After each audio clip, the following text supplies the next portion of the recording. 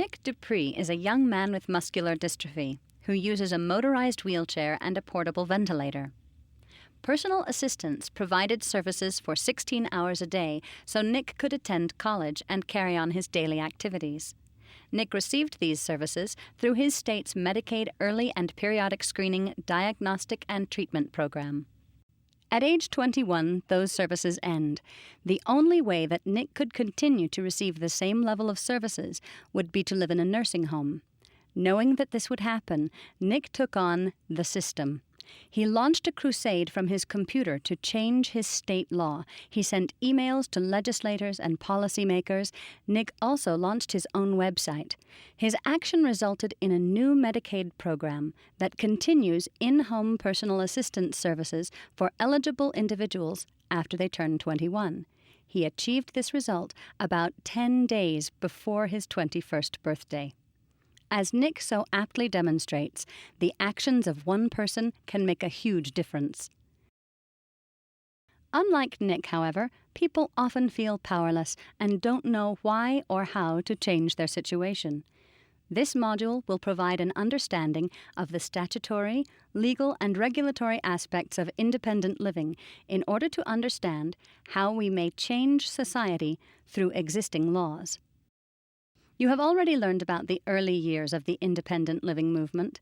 We will now review the significant provisions of the Rehabilitation Act of 1973 as amended, the law that provides for independent living, or IL, services. Specific sections of the Rehabilitation Act that apply to independent living are found in Title VII of the law. Part A defines IL services and centers for independent living, including a philosophy of consumer control, peer support, self-help, self-determination, equal access, and individual and system advocacy. These services are designed to maximize the leadership, empowerment, independence, and productivity of individuals with disabilities, which enables their integration and full inclusion into the mainstream of American society. The law also lays out the requirements for a state plan, establishment and composition of a statewide independent living council, coordination of services, and reports. These reports help demonstrate the significant impact that Centers for Independent Living have made in the lives of thousands of individuals with disabilities. Gordon Richens, who was a full-time farmer before his accident, is just one example. After rehabilitation, he got involved with the local Center for Independent Living. Besides receiving peer support, he learned the necessary IL skills that helped him continue to live in the community. He also discovered how to maximize his independence by taking control over the decisions concerning his life. Gordon Richens now works full-time in a program that supports the farming community. He is actively involved in the disability community and is a tremendous state and national advocate for others with disabilities. Part B of the Rehabilitation Act, which was modified in the 1992 reauthorization, was written to provide resources relating to the statewide Independent Living Council, to provide IL services to individuals with severe disabilities, to demonstrate ways to expand and improve IL services, to support the operation of Centers for Independent Living, to support activities to increase the capacities of public or nonprofit agencies to develop comprehensive systems to provide IL services, to train individuals with disabilities, service providers, and others regarding the IL philosophy, and to provide outreach to unserved and underserved populations. Part C, as reauthorized in 1992, sets out the specifics of funding, which is based primarily on population. Part C also details the services to be offered by Centers for Independent Living, or CILs, requirements for new CILs, standards and assurances for CILs, including the philosophy of independent living, consumer control, self-help, and self-advocacy, development of peer relationships and peer role models, and equal access for individuals with severe disabilities to society. Chapter 2 defines and outlines IL services to assist older individuals who are blind become more mobile, self-sufficient, and independent. Section 509 of Title V, as reauthorized, provides funds for the protection and advocacy of individual rights to the designated protection and advocacy agency in every state. So, if a person with a disability is denied access to a state or federally funded program or to a public accommodation, an attorney from the Protection and Advocacy Agency might provide representation in a mediation effort and/or in court. Significant changes are often made with each reauthorization of any law. Centers for Independent Living were a new addition to the 1978 reauthorization. Statewide independent living councils were added in 1992. There are now nearly 500 centers for independent living in the United States. Centers for Independent Living provide services to individuals with all different types of disabilities and of all ages, as well as culturally, ethnically, and linguistically diverse populations. The core services that all Centers for Independent Living provide are systems advocacy, individual advocacy, peer counseling, information and referral, and independent living skills training. Centers must meet standards and assurances defined in statute. The Rehabilitation Act is once again under consideration by Congress for reauthorization, with more changes pending. So, why do you need to know this? Why is this important to your work in a Center for Independent Living?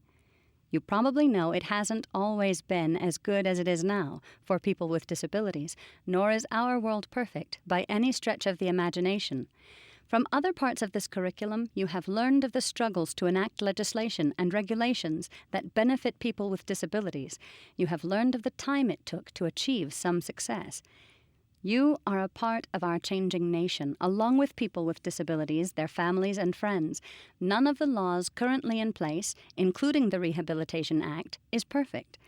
You can help to make it better through your knowledge, your experience, your ability, and your advocacy to make change. It is critical to become informed, because informed knowledge is power. Stay aware of activities in Congress and the courts impacting people with disabilities. Establish and build relationships with your legislators so they turn to you for information on disability issues.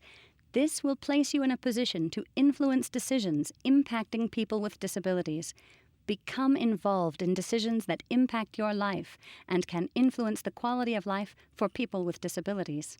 One way to become involved is to join organizations that support independent living, such as the National Council on Independent Living, or NCIL, the Association of Programs for Rural Independent Living, APRIL, and the American Disabled for Attendant Programs Today, ADAPT.